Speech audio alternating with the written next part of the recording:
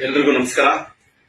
ನಾನು ಕನ್ನಡ ಶಫಿ ಕರ್ನಾಟಕ ಪ್ರಜಾಪರ ವೇದಿಕೆ ಸಂಸ್ಥಾಪಕ ರಾಜ್ಯಾಧ್ಯಕ್ಷರು ಮಾತಾಡ್ತಾ ಇರೋದು.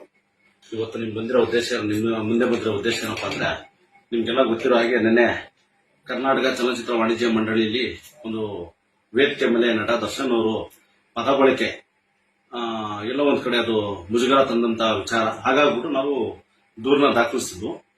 ಅದು ನಾವೆಲ್ಲೋ ಸಂಘಟನೆಯವರು ಸ್ವಲ್ಪ ಬೇರೆ ಬೇರೆ ಸಂಘಟನೆಯವರು ಸೇರ್ಕೊಂಡು ಸ್ವಲ್ಪ ಆತರ ಬಿದ್ವಿ ಅನ್ಸುತ್ತೆ.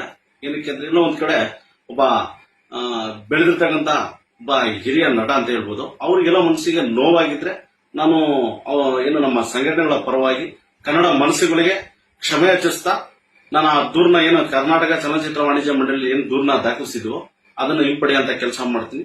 ಮತ್ತೊಮ್ಮೆ ಯಾರಿಗಾದ್ರೂ ಕನ್ನಡ ಮನಸ್ಸುಗಳಿಗೆ ನೋವಾಗಿದ್ರೆ ನಮ್ಮ ಸಂಘಟನೆ ಮತ್ತೆ ನಮ್ಮ ಸ್ನೇಹಿತರು ಅಧ್ಯಕ್ಷರುಗಳ ವತಿಯಿಂದ ನಾವು ಕ್ಷಮೆನ ಯಾಚಿಸ್ತೀವಿ. ಎಲ್ರಿಗೂ ನಮಸ್ಕಾರ. ನಾನು ಕನ್ನಡ ಶಫಿ ಕರ್ನಾಟಕ ಪ್ರಜಾಪರ ವೇದಿಕೆ ಸಂಸ್ಥಾಪಕ ರಾಜ್ಯಾಧ್ಯಕ್ಷರು ಮಾತಾಡ್ತಾ ಇರೋದು.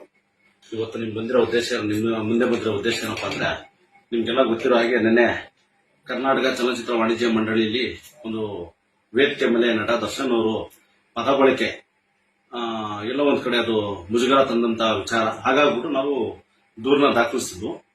ಅದು ನಾವೆಲ್ಲೋ ಸಂಘಟನೆಯವರು ಸ್ವಲ್ಪ ಬೇರೆ ಬೇರೆ ಸಂಘಟನೆಯವರು ಸೇರ್ಕೊಂಡು ಸ್ವಲ್ಪ ಆತರ ಬಿದ್ವಿ ಅನ್ಸುತ್ತೆ.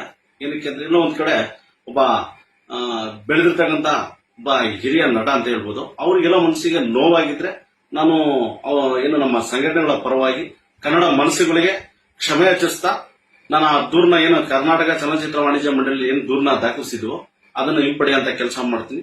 ಮತ್ತೊಮ್ಮೆ ಯಾರಿಗಾದ್ರೂ ಕನ್ನಡ ಮನಸ್ಸುಗಳಿಗೆ ನೋವಾಗಿದ್ರೆ ನಮ್ಮ ಸಂಘಟನೆ ಮತ್ತೆ ನಮ್ಮ ಸ್ನೇಹಿತರು ಅಧ್ಯಕ್ಷರುಗಳ ವತಿಯಿಂದ ನಾವು ಕ್ಷಮೆನ ಯಾಚಿಸ್ತೀವಿ.